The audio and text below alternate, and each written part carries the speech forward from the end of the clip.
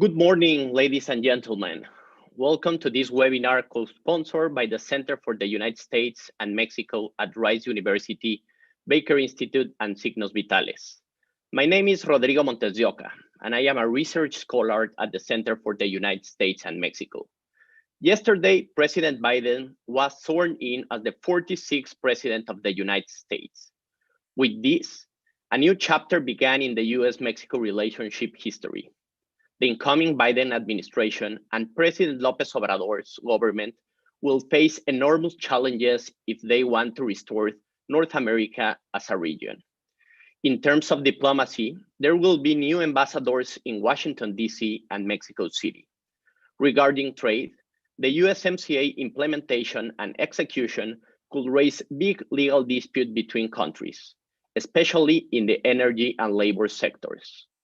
In security cooperation, the US agents deployed in Mexico will face a new framework issued by Mexican Congress that regulates their actions on Mexican soil. Talking about migration, a new Central American caravan is heading to the United States. This will show if agreements made during the Trump administration, such as the Remain in Mexico program, will prevail during the Biden's administration. And finally, a global pandemic that is killing thousands of people daily and destroying the country's economies. To discuss these timely topics and more, we are delighted to have a great panel of experts. I will introduce all of them. Our first speaker will be Ambassador Arturo Sarucán. Ambassador Sarucán is the founder and president of Sarucán Associates and former Mexican ambassador to the US. He writes a bi-weekly column in El Universal, one of the most important newspapers in Mexico, and frequently publishes op-eds in US media outlets. He holds a master's degree in American foreign policy from Johns Hopkins School and a bachelor's degree in international relations from El Colegio de México. Without any doubt, I can say that Ambassador Sarucán is one of the most qualified voices to speak and tweet about the US-Mexico relationship. Our second speaker will be Vanda Feldman-Brown. Vanda is an expert on international organized crime. She's a senior fellow in the Center for Security, Strategy, and Technology in the Foreign Policy Program at Brookings. Dr. Feldman-Brown is the author of a forthcoming book titled Narco Noir, Mexico's Cartels, Cops, and Corruption. She has a PhD in political science from MIT and a bachelor's in government from Harvard University. Her recent publications about what to expect in terms of US-Mexico security cooperation are a great source to understand the challenges and opportunities for both countries on this topic. Our third speaker will be Enrique Cárdenas. Enrique is the chairman of Signos Vitales, a Mexican NGO that produces quarterly reports with expert data analysis in a wide range of topics, such as economy, trade, security, and health. Its last report is about what to expect of the US-Mexico relationship under President Biden's administration. Enrique was the president of the Universidad de las Américas Puebla for many years and the co-founder of Centro de Estudios Espinosa Iglesias. He holds a PhD in economics from Yale University and a bachelor's in economics from the ITAM, Mexico. Our last speaker will be Tony Payano. Tony is the François and Edward D. Regent Fellow for Mexico Studies and director of the Center of the United States and Mexico. He's also a social science professor at the Universidad Autónoma de Ciudad Juárez, Chihuahua. His research focuses on border studies, particularly the US-Mexico border. Tony holds a PhD in international relations from Georgetown University and a bachelor's in philosophy and classical languages from the University of Dallas. The dynamic of the session is the following. Each panelist will speak for up to 10 minutes, and then all of us will join to participate in the Q&A session. If you have any question for our panelists, please submit them using the Q&A button that appears in the bottom of your screen. Without further, it is a privilege to pass the microphone to Ambassador Sarucán. Ambassador Sarucán, welcome to the Baker Institute. The virtual floor is yours. Thank you, Rodrigo, and Tony and Enrique, thank you for the invitation to join you here today. It's a great pleasure to be also with my esteemed colleague Vanda Felba-Brown from Brookings. And this panel could not come at a more timely moment, not only because of a new administration in Washington, but because of what we've seen and witnessed and experienced these last 4 years in the U.S.-Mexico bilateral relationship. When I teach a post-grad seminar on U.S.-Mexican contemporary issues here in Washington. And what I usually tell my students is that we need to remember that there had been originally one nadir, a low point in the US-Mexico relationship in modern history, which was the 1980s. And to remind my students of why US-Mexico relations reached a low point in the 1980s. And it was driven by a completely external affair to an external issue, not directly related to US-Mexico relations, which was how Mexican and US foreign policies clashed over Central America and the issues of democracy, peace, and dictatorship. But then, in the midst of that fight, the abduction, torture, and assassination of a DEA agent, Enrique Camarena, in 1985. And these two events completely scuttled the US-Mexico bilateral relationship and started a dynamic which changed dramatically later on because of NAFTA first, and then the impact and effects of 9/11 on intelligence sharing, bilateral security cooperation, and that we hadn't seen a moment as bad as that one until Donald Trump came to the presidency of the United States in 2016. You all know he used Mexico as a political electoral piñata, and both the previous Mexican government and this Mexican government decided to try and find some sort of accommodation. I would say in some areas like Mexico's immigration policy to disastrous effects. But the question now with the new administration is, what's going to happen, and how is this relationship going to move forward, and is a reset in the relationship possible? And as in most things in life, you know the saying, you need two to tango. In the case of U.S.-Mexico relations, salsa isn't Mexican, danzón is, but you need two to dance the danzón. And the question here is whether the Mexican administration is willing to engage and rebuild a synergistic, forward-looking, strategic relationship with the United States. And I have some serious doubts in that regard. Obviously, a lot of it has to do with this very unique relationship that President Andrés Manuel López Obrador struck with his American counterpart over the past 2 years.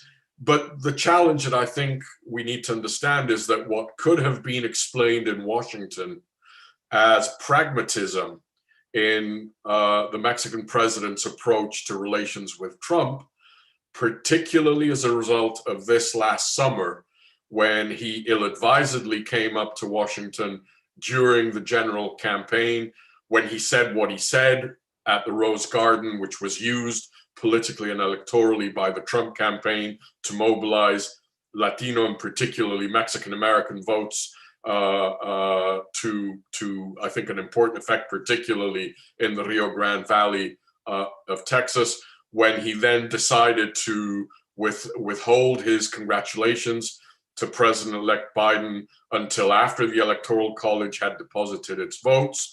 His very bewildering letter of congratulations, which contrasts profoundly with the 4-page letter that he sent to Trump after López Obrador's political victory in 2018.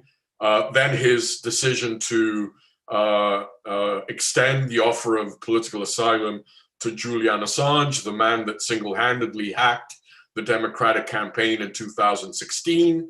the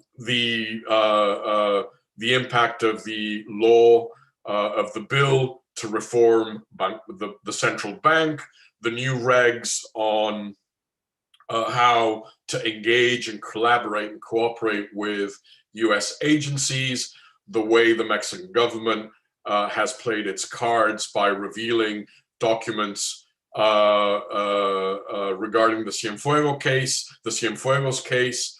All of this is now much harder to explain up here in Washington, D.C.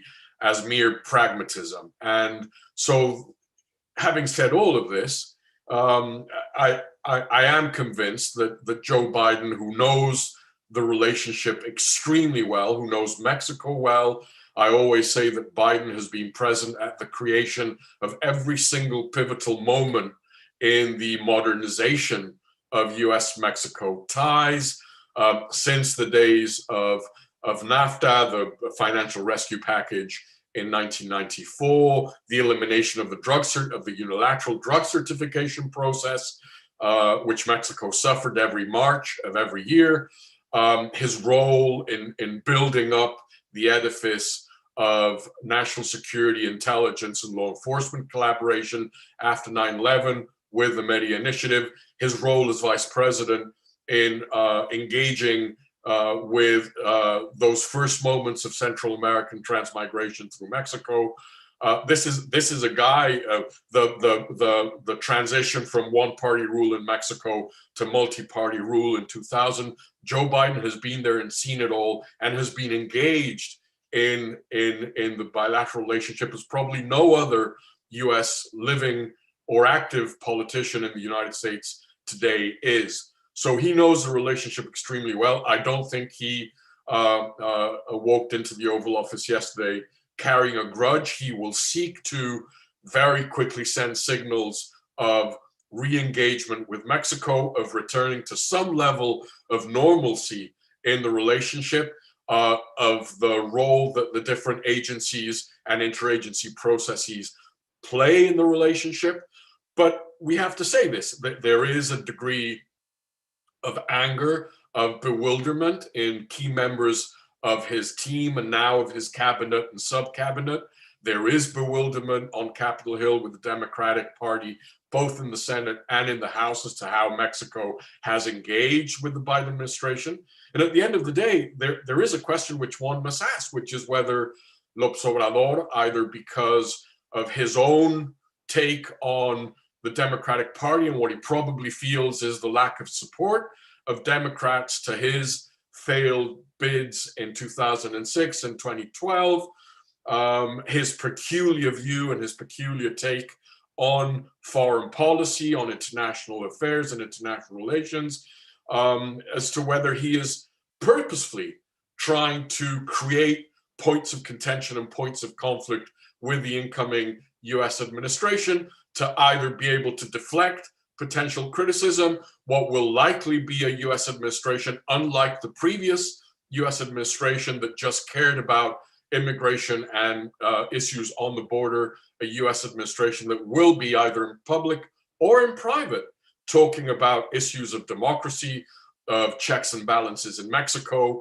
of a level of playing field for businesses, of climate change in the environment, of renewable energies, of democracy, whether the president is seeking to very quickly draw red lines on the floor, draw a line in the sand to be able to ensure that what he sees as interference in the domestic political affairs of Mexico does not occur with a new Biden administration, and whether he's also thinking of sort of engaging in what has been or had been a persistent facet of Mexican domestic politics until NAFTA and 9/11 changed the dynamics of the bilateral relationship, of using the relationship with the United States as a domestic political distractor when economic or political issues in Mexico don't go well. So there are a lot of question marks. I do think that the Biden administration, particularly on the issue of immigration,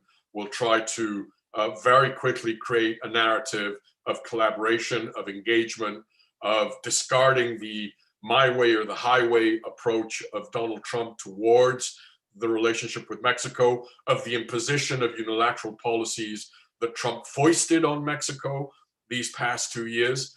But at the same time, the relationship, let's be clear, is probably not going to be peachy and rosy. There will be issues of tension, of contention.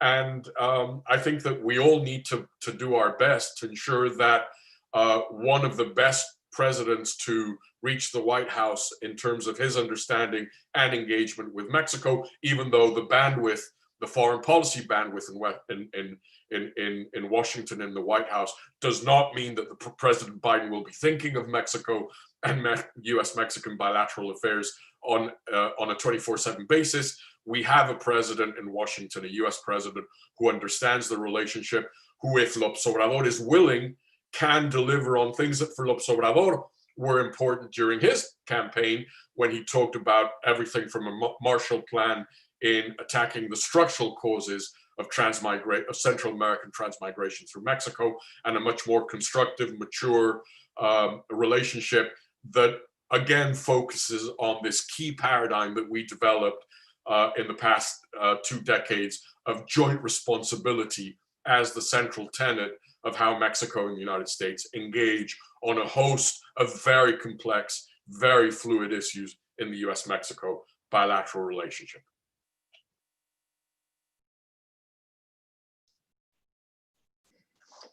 Well, thank you very much, Rodrigo, for inviting me to the conversation. And it's always wonderful to be on a panel with Ambassador Sarukhan, as well as with Dr. Cardenas and Dr. Payano. So I'm looking forward to our conversation. Rodrigo, when you gave the introduction, you spoke about a new framework by which US law enforcement officials can or must now operate in Mexico. I would say that there is potentially a larger new framework, echoing what Ambassador Sarukhan said. Much of the Trump-López Obrador administration's exchanges centered essentially on the following bargain. Then in exchange for negotiating NAFTA, what has become USMCA, and essentially utter compliance or even acceptance of what the Trump administration foisted on Mexico, very apt choice of word there by Ambassador Sarukhan, in terms of migration, the Trump administration would disengage from a whole variety of issues about which it cares, about which the United States normally cares very deeply. So there was this bargain that as long as there was compliance on very brutal anti-immigration policies from the Mexican side, the United States would, at least not publicly, but even in private, be not paying attention to issues of clean energy, reversals of energy reforms, US contracts, environmental destruction, such as related to the Mayan train, and also on security. Even though there was engagement on security, that level at the White House, that issue at the White House level anyway, would be subordinated to migration. And in my view, this principal bargain is no longer going to hold. And in fact, those issues, energy, migration, US contracts, labor laws, and security will in fact provide very significant challenges for the bilateral relationship. I will speak about the security dimensions in particular. And I was again struck by Ambassador Sarukhan's reference to the mid-1980s and the context of why the US-Mexican relationship was so low at that point. On the one hand, engagement in Central America, and on the other, the murder of Drug Enforcement Administration agent Camarena with complicity of high Mexican officials. I see the security relationship to be at its lowest point since then, not as devastatingly low as when Agent Camarena was murdered, but certainly the lowest point since that period. And much of that has been thrust to the prime view since October, when the Department of Justice arrested General Cienfuegos.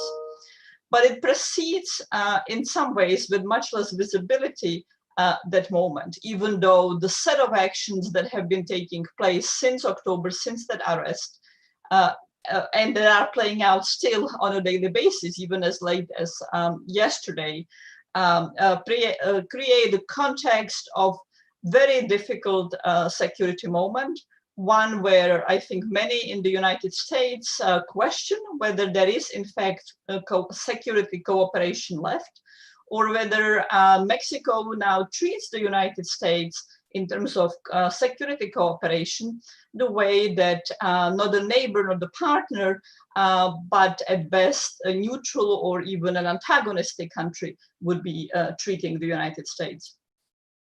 I'll come to those issues in a moment, but want to a little bit reflect on the larger framework. There might perhaps be hope in the Mexican government that the Biden administration will delink issues, that it will separate what has happened in the security relationship, and frankly, the way the López Obrador administrations since October blew up, outright sabotaged the security relationship, and put it aside and be simply satisfied with cooperating on economic revival in both countries after COVID and on the migration issue. But I think that even though the Biden administration clearly wants to focus on migration, it's already started doing so yesterday, and President Biden was the author of the Alliance for Prosperity package of development in Central America when he was vice president. Even that dimension is not going to be easy, particularly because the key elements of the Alliance for Prosperity and the development package in Central America focused on rule of law, focused on fighting political corruption, as well as organized crime, infiltration, and corruption. And what has happened is in the Cienfuegos handling on the Mexican government, I think raises fundamental questions whether there is in fact any willingness in Mexico to tackle infiltration of organized crime groups into institutions in Central America, but I would say also in Mexico. So what has happened in that security relationship very quickly? After former Minister of Defense Cienfuegos was arrested in the United States, the Mexican government put all tools on the table to get General Cienfuegos released. In fact, supposedly did so by even threatening to deny access to US law enforcement agents. The Department of Justice, to prevent that from developing, from happening, dropped the charges against Cienfuegos and released him to Mexico. Now, let me emphasize that this is truly extraordinary. The Department of Justice is not in the habit of dropping charges against very high indicted officials or people suspected of very fundamental roles in organized crime on the basis of pressure from outside.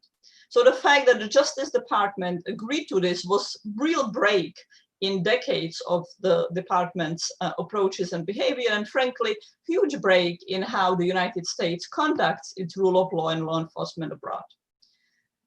But nonetheless, the judgment was made that preserving the access of US enforcement agents and their ability to collaborate and assist Mexican officials in investigations against organized crime and in stopping the flows of drugs such as fentanyl to the United States was worth that extraordinary decision, that extraordinary break in US policies.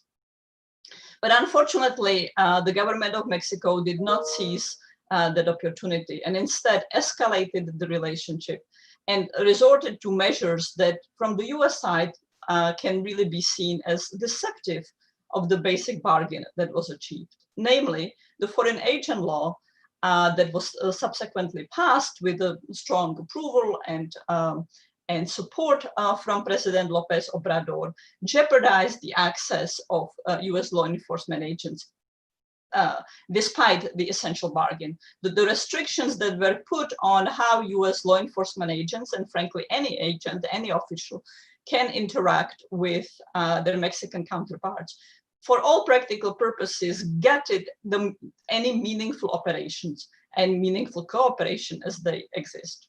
So that was terrible from the perspective of security in both countries. Security in Mexico, where 2020 will have likely turned out to be yet another record-breaking year with homicides, where we have seen egregious forms of violence taking place with utter brazenness of criminal groups that were not weakened, but in fact strongly strengthened by COVID. There was a little bit of an adjustment as a result of dialogue. Some of the recently published practical guidelines for how the law is to be implemented backpedal from some of the most devastating and paralyzing elements of the law, but nonetheless the relationship is still much weakened, and the cooperation, collaboration, including US ability to provide intelligence to Mexico, is much weakened. But we have seen since then a whole set of other really terrible decisions on the part of the Mexican government, that including unilaterally releasing the file that the Department of Justice handed over to Mexico on General Cienfuegos, without telling the US government, without clearing what was sensitive information and could jeopardize sources or methods, and being in violation of the Mutual Legal Assistance Treaty. All of those really, in my view, put the security relationship in a deep freeze that goes back to the 1990s. Digging that relationship out of that deep freeze will be challenging. And I would also emphasize, though, that the slide toward the deep freeze, the build-up to what happened in October, long precedes that, including very significant weakening of interest on the part of the López Obrador administration to cooperate with the United States on security issues, real unwillingness to talk about how to adopt Merida, the Merida initiative, the basic structure of the US security cooperation now, with sort of hopes that all the US would do would be to channel its funding toward treatment of those with substance abuse disorder only. Nothing that has happened, nothing that the US will do. Close to no interest on the part of the López Obrador administration to cooperate even on simple, politically non-controversial issues, such as stopping fentanyl flows through US ports, stopping the production of fentanyl in Mexico, killing tens of thousands of Americans yearly, but posing a major public safety, public health threat in Mexico also. So again, I see us in a real deep freeze, really low and difficult moment in the security relationship that will take a significant amount of effort to recover from, and that might not easily be delinked from other issues in the relationship. Thank you, and I look forward to Enrique's comments. Thank you very much, and thank you very much for the invitation to participate in this panel, and to Signos Vitales and the Baker Institute to be able to host this. It's great to be along with Ambassador Arturo Sarucán, Vanda Feldbad, and Tony Payano. I would like to start by saying that the Biden administration is most welcomed by most Mexicans. Really, 2020 uncovered the huge limitations of the López Obrador and Trump administrations to manage issues like the economy, security, migration, or the pandemic. The policy followed by Trump with Mexico was very limited in scope, as has been said, and we see that would change. Mexico is not really prepared to face that, I have to say. There has been an institutional dismantling of certain capabilities that Mexico had, not only in terms of segments of the government, but also in terms of people who are no longer in the government. The NAFTA's replacement by the USMCA really stands out as the basically the only positive event that we have had in the near past. And in spite that the new treaty poses several challenges to Mexico, in addition to what was there under NAFTA, for instance, in terms of labor relations, in terms of rules of origin and so on, it has to, I have to say that it is a blessing that at the time when the Mexican government is heading towards an absurd and energy and environmental policy. And let me go into those two fields to complement what my colleagues have mentioned so far. On the economy, given the response by López Obrador to the pandemic, it is very probable that foreign trade will end up as being the only source of growth for Mexico in the next years. There's really no strong source of domestic growth that we can envision. There has been really a decline in investment, both domestic and international investment in the country, so that we can foresee that in the next few years, GDP will just barely recover part of the growth, of the level that we had before. It is expected that we will reach the 2018 per capita income level until 2025 or even 2026. So that's it's almost a decade that we are going to lose in that regard. So now, depending on Biden's approach to China, which I suppose is going to change, but I couldn't say more about that. But what we saw is that Mexico could have an opportunity there to substitute China in certain exports that they sent to the US, as happened in the past. But that's about it in that relationship. So, but in terms of the compliance of the USMCA treaty, there will be much more strain in both relations, as has already been mentioned. The other field, which is very important, I think, and it's a blessing that for Mexico, and maybe not for the government, is that there will be I think the U.S. government is not going to look the other way in terms of climate change and environment policy that we are following in this country. López Obrador's government has approved and ratified projects that do not comply with the norms for environmental protection, the care of protected natural areas, or the impact that they can have both for human health and climate change. We have deliberately lost a lot of information, official information.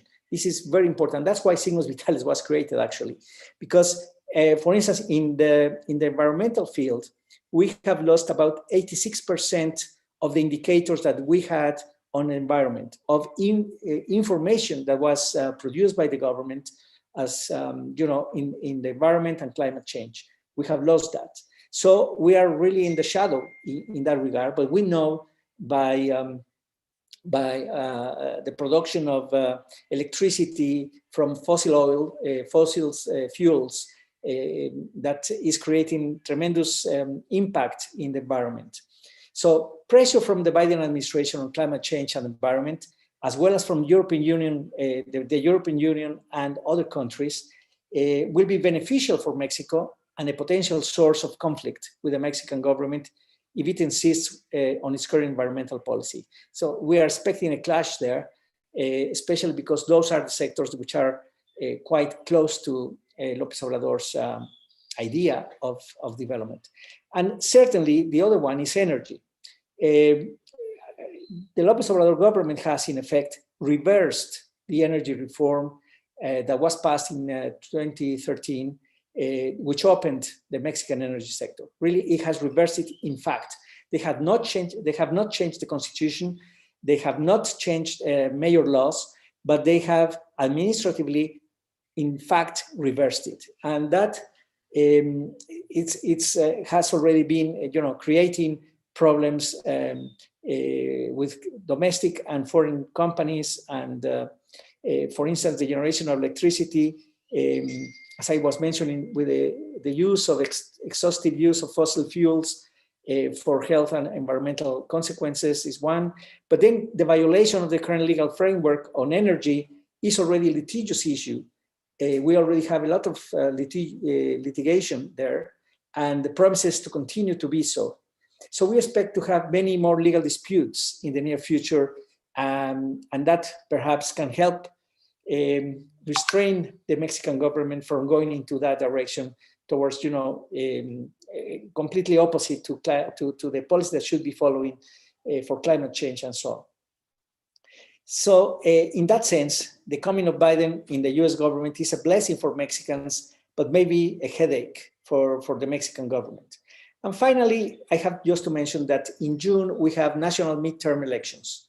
This is the chance that we have as Mexican people, and we want to follow the US example, that it's a chance to contain the institutional destruction that we have suffered so far.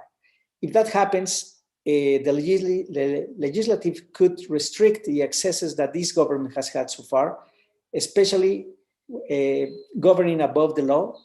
It has, governed above the law, reaching dangerously to the military. This is quite important as well. And the issue on the release of former Secretary Cienfuegos that Vanda was mentioning about is an example, an additional example of all this. But it's not only that. The López Obrador government has given them many more attributes, functions, even the managing of the new airport that they are constructing and so on. So it is quite dangerous, this approach that they have had with the military, I think. And finally, attacking civil society organizations and the fairly autonomous electoral system. This, in my view, is it's really bombing some of the major sources of legitimacy and democracy in the country, and that is also quite dangerous. So we expect that these new the next elections can have the result of restraining, maybe not going the other way, but at least restraining what we have seen in the past. So thank you very much, and let me pass on to Tony now. Thank you very much. Thank you, Enrique. It is a pleasure to be here with Ambassador Sarukan. We last met at the Starbucks on DuPont Circle. We had a good conversation. The book, Ambassador, is finally coming out. You're cited in it. And of course, it's a pleasure to talk to Vanda again, and of course, to welcome Enrique, who is actually a co-organizer of this panel. So let me use my few minutes to agree with my colleagues essentially on the difficulties that are ahead in the binational relationship. The very first thing that I want to say is that the binational relationship, the tone, the accomplishments of the binational relationship under the Biden-López Obrador pair of leaders in these two countries will depend almost entirely on Mexico. It'll be Mexico, the partner that has to make a number of important corrections for the relationship to work. I do agree that there's many different issues here, and there's likely to be many different fires on issues as diverse as trade, as immigration, as the joint border, and certainly energy and security, as Vanda mentioned.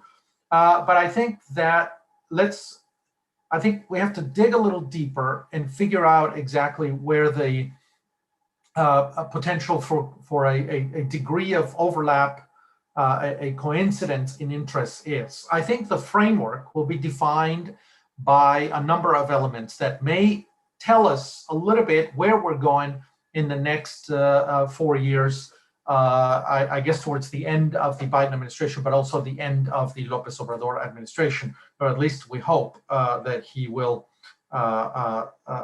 pass on the baton when the time comes in 2024. The very first thing is the philosophy. I think the one thing that made the Trump administration and the López Obrador administration relatively compatible is the fact that they're both characterized by certain populist inclinations and by a certain degree of autocracy. They're both in many, many ways autocrats. And I think those are the words that define them. It's a style of politics. I mean, if we look at the different, at the political behaviors of these individuals, Now, there are attacks on the free press, there are attacks on the rule of law, on institutions, on the opposition, conceiving them as enemies, not just as political rivals. Their polarizing rhetoric in both societies, the division of the various segments of society, attacking some and endorsing others, and on and on. We can see many different coincidences. And I don't think it's surprising that López Obrador and Trump managed to achieve a degree of understanding between them, because their style of governing and their style of doing politics, their style of relating to their respective societies and the different components of their societies were very similar. So in that sense, I think they managed some sort of understanding between them. In addition to that, of course, they're both highly nationalistic. The Make America First was the quintessential nationalistic stand by the Trump administration. And of course, López Obrador is a nationalist, but it's kind of an old nationalism. It's that kind of nationalism that was probably conceived in the time of the PRI, which he was a member of back in his youth.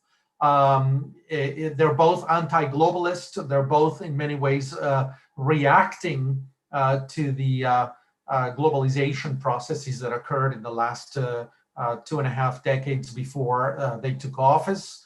And so clearly they're reactionaries in their own right, and their conception of their own countries are certainly much more nationalistic at a time when we require increased international cooperation by many, many different actors, governmental and non-governmental, for global governance of the kinds of issues that we're facing today, a pandemic, an economic crisis that is global in scope, and of course, climate change and such.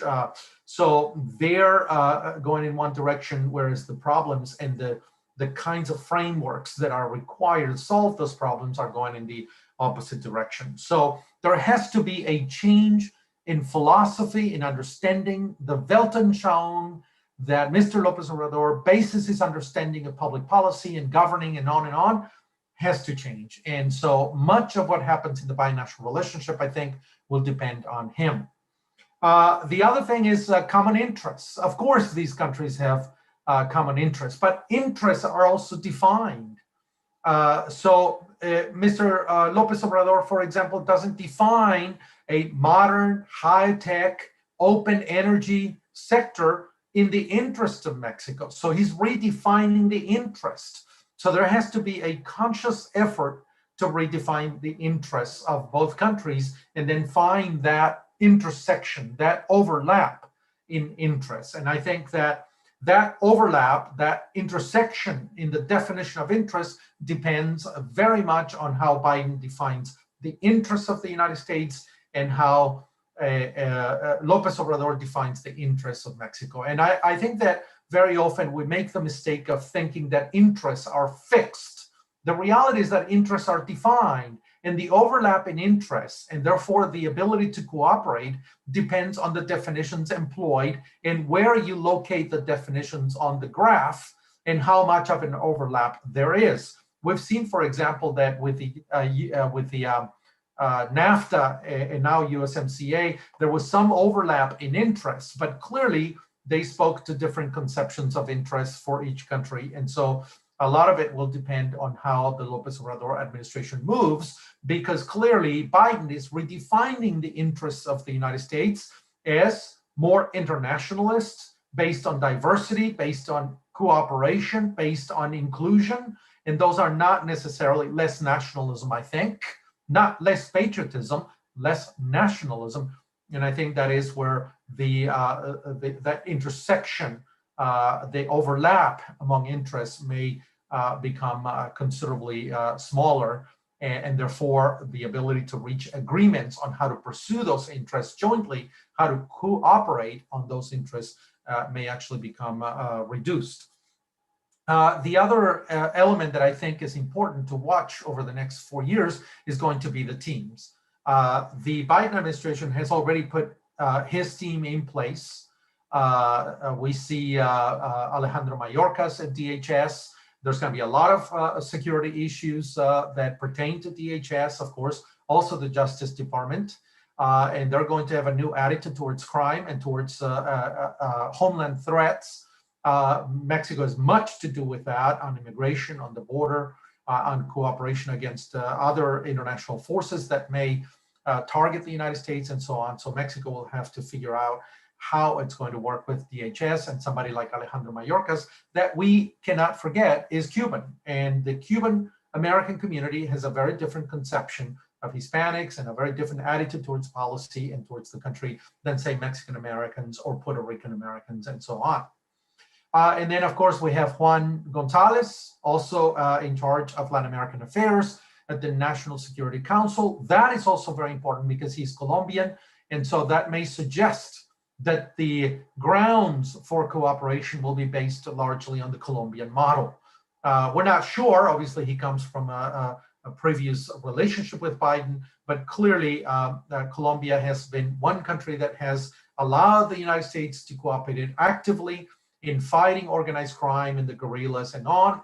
I would say rather successfully, not perfectly, but successfully. And so I wonder if that is where Gonzalez might push things in the future. And of course, Roberta Jacobson is the new quote-unquote border czar in charge of border affairs. And of course, Roberta comes from the embassy in Mexico City, very smart, very knowledgeable of Mexico, very knowledgeable of the dynamics in the binational relationship, and she's likely to push U.S. interests on the border. There is an incredible opportunity for the border in the hands of Roberta Jacobson. But that's the team. On the other side, Ambassador Marta Bárcena is leaving Washington, and in her stead, we see Moctezuma, an old-style pre-politician that was now designated by the López Obrador administration, perhaps more nationalistic, more defensive in his style. We'll see. We don't know yet how he's going to behave, but he's going to lead the team. And I think one of the major problems that López Obrador has in his team, in his administration, is that he, like Trump, values loyalty over competence. So much of the team that supports the López Obrador administration agenda in Mexico is actually quite incompetent, whether it's in energy, whether it's in trade, whether it's on the border, whether it's on the binational relationship, on diplomacy, and so on. There are a few people perhaps that show promise, that can learn quickly, and there are probably much, much better. I think the foreign ministry, Marcelo Ebrard, is actually the right person for the job given the circumstances. But I think there is a value of loyalty over competence. And I think that López Obrador does not appear to have the team to handle the many, many different issues that will be, I think, on the table in the binational relationship. So in many ways, I think it'll depend on the López Obrador administration. He has to fulfill three different things. Number one, there has to be a change in his philosophy, in the way he conceives Mexico's problems. There has to be a higher degree of competence in the team, and there has to be a shift in the way he conceives interests, Mexico's interests, to find greater overlap between the two countries.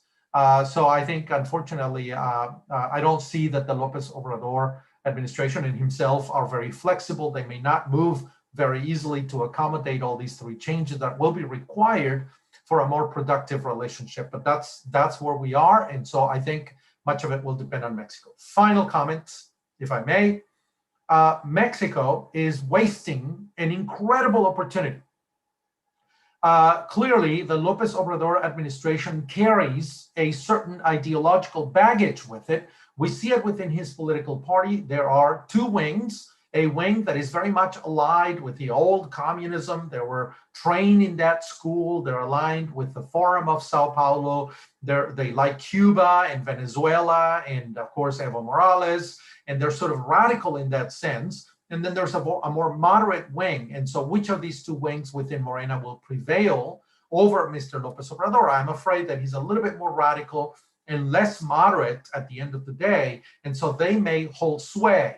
And that may align Mexico in the wrong axis in respect to the United States, to Europe, and to international cooperation. But that would be an incredible waste of a geopolitical opportunity to situate, to locate Mexico on a 4-axis type of position, looking to North America, to Latin America, and serve as a bridge, and of course looking to Europe and to Asia, and sort of serve as an element that also negotiates some of these interests to manage not just a more orderly and well-controlled integration, economic integration and trade, especially now that Asia has signed the RCEP, the largest trade agreement ever conceived in the history of mankind, coming up. And I think Mexico is ideally located to serve as an incredible point of encounter. But I don't think that is the view that López Obrador has in mind.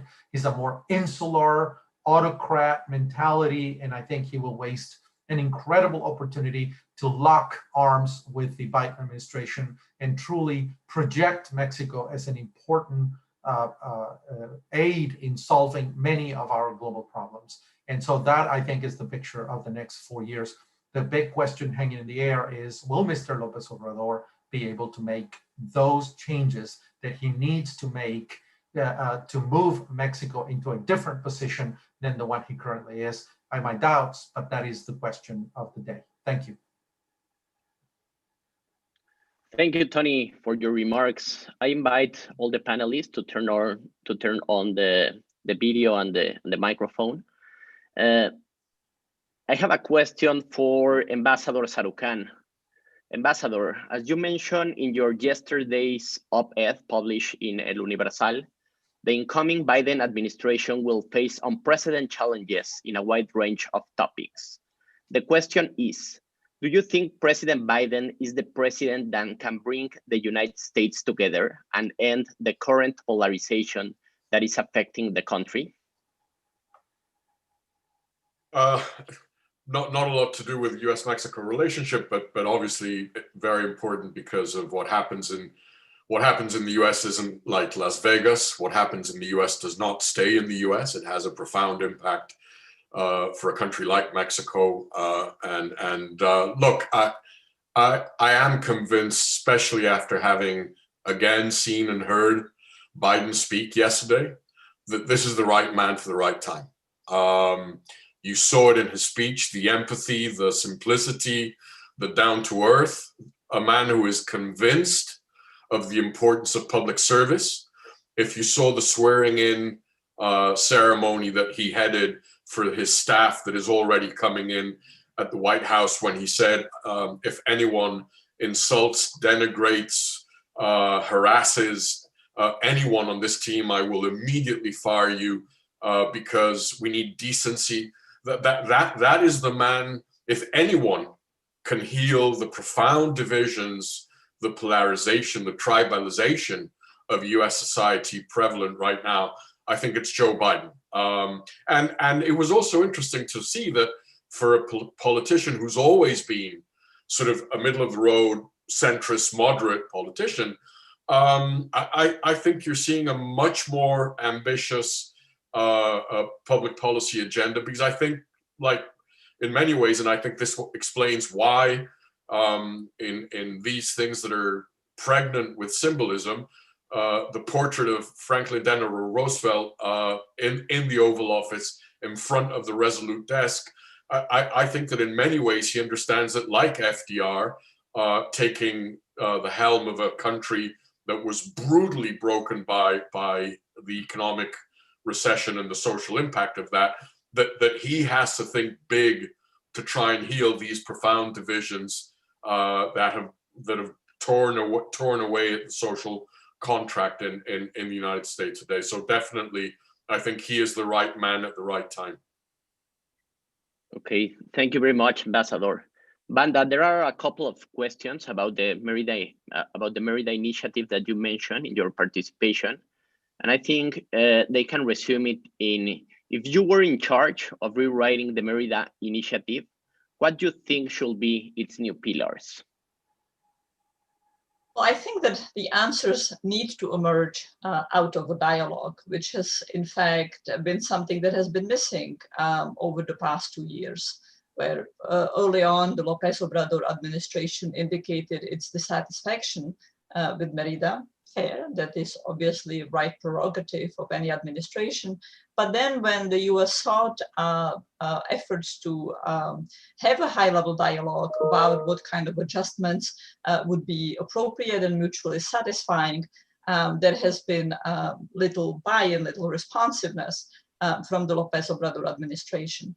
So any kind of revisions cannot be unilateral in the same way that policy has been conducted, whether those are threats to designate Mexican organized crime groups as terrorist organizations, or whether it's something like the foreign agent law. But let me highlight some issues where I think there would be some productivity, and some issues where I don't think the revisions can go this way. Certainly doesn't appear to me that it would be at all possible and acceptable for the United States to redesign the cooperation as public health solely, particularly defined as treatment of those with substance use disorder. That's a very important issue. It's a fundamental issue, but it's also an issue with limitations. Fentanyl is more like poisoning. The chance of overdose goes very rapidly. I would see real possibility for cooperation in something like ports, certainly in priority issues such as cracking down on production of fentanyl in Mexico.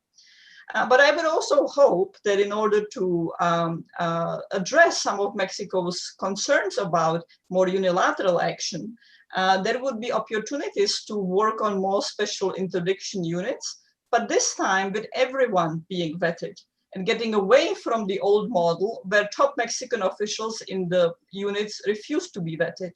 If everyone were vetted, both US and Mexican officials, I think there would be much more capacity to share intelligence and do joint design planning.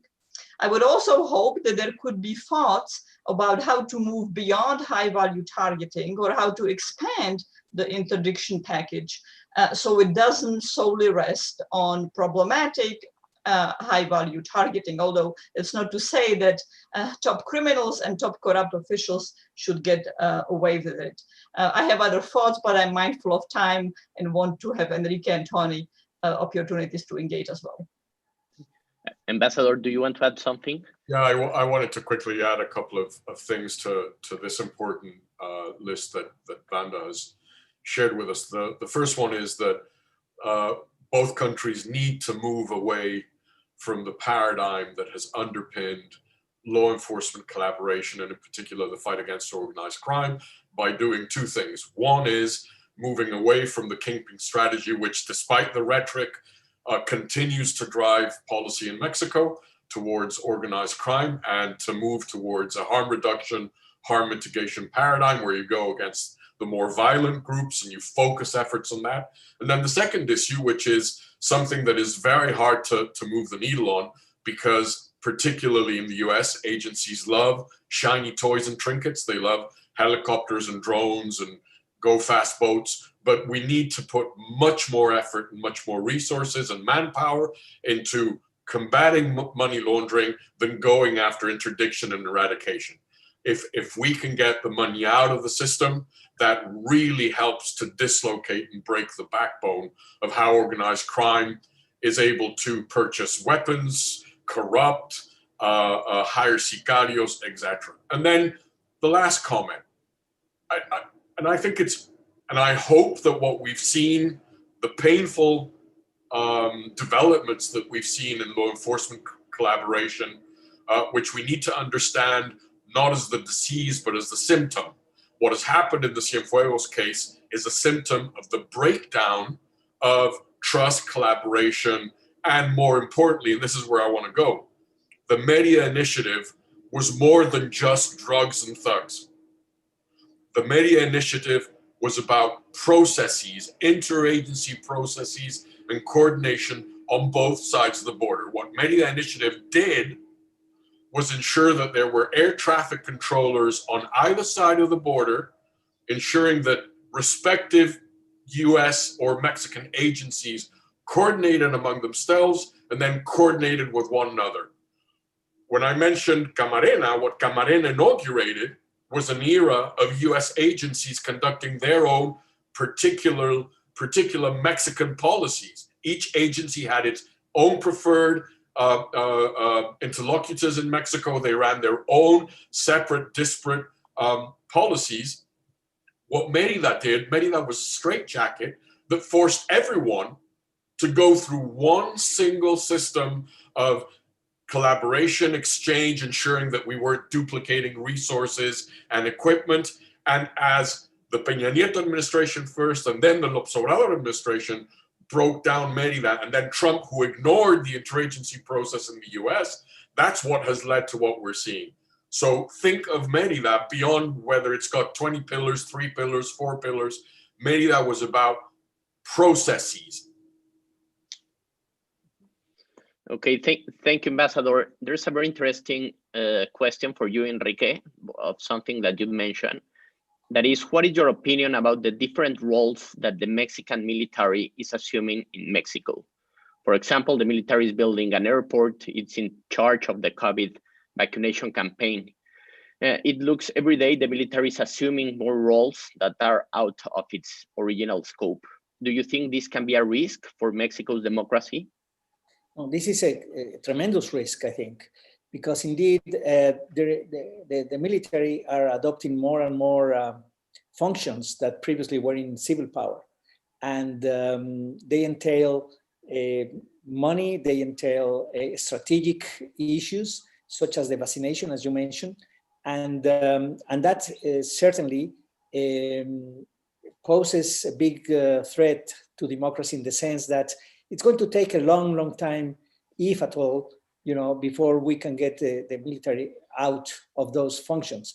In other words, for me, it seems as if the government is really making two close friends, so to speak, in terms of resources, economic resources, in terms of ongoing businesses, like the managing of the new airport of Santa Lucia, the managing of the Bank of Welfare, or the Banco de Bienestar. And that I believe is potentially, it can be a tremendous problem for democracy. Just imagine that something of the sort of the Capitol that we saw on January 6th in the US happened here with the backing of the military, of the full backing of the military of the president. That would be a different outcome altogether. So I believe that we have to be very watchful of what is happening, and I'm very concerned about that, indeed. Thank you, Enrique. Tony, there's a question for you. Yesterday, President Biden signed an executive order that protects Dreamers from deportation. Could you speak more about this executive order?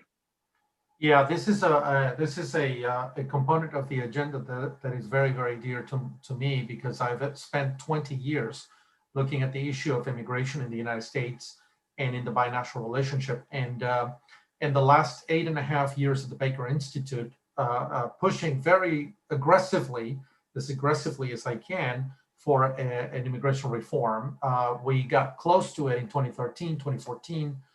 It failed mostly because at that time, John Boehner didn't present it before Congress. But I think that even from the campaign, Biden was very clear about what he was going to do.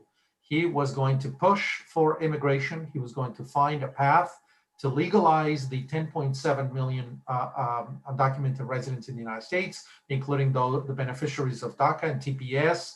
And of course, I think many of them during the pandemic demonstrated that they are really important parts of the economy in many strategic sectors. Many of them actually showed that they are essential workers in the United States and they deserve citizenship. I think France rewarded many of them with citizenship. I think in the United States that should be done. And fortunately, I think Biden has the Senate, control of the Senate, so it is entirely possible. A couple of things on that. I think it's a good idea. I don't think the United States has an immigration problem. That is a fallacy. The United States has not had an immigration problem since at least 2007, when the number of undocumented immigrants and the number of apprehensions at the borders peaked.